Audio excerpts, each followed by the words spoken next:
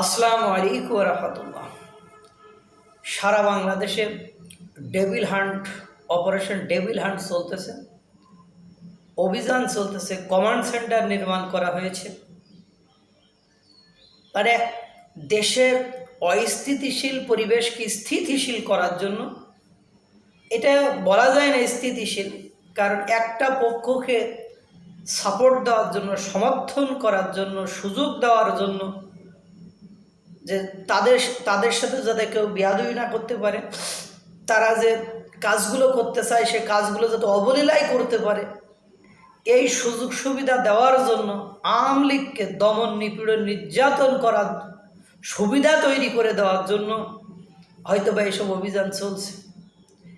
এই অভিযানে যেখানে মানুষ ভীত সন্ত্রস্ত হয়ে থাকবে, সেখানে চট্টগ্রামের রাউজান এ বাসা থেকে যুবলীগের এক নেতাকে তুলে নিয়ে পিটিয়ে, যদিও তার পরিবারের লোকজন চেষ্টা করেছে বাধাগ্রস্ত করে যাতে তাকে নিয়ে যেতে না পারে, তাকে তুলে নিয়ে যে পিটায়ে তার পাশের গ্রামে ফেলে রেখে গিয়েছে এবং সেই লোকের মৃত্যু হয়েছে।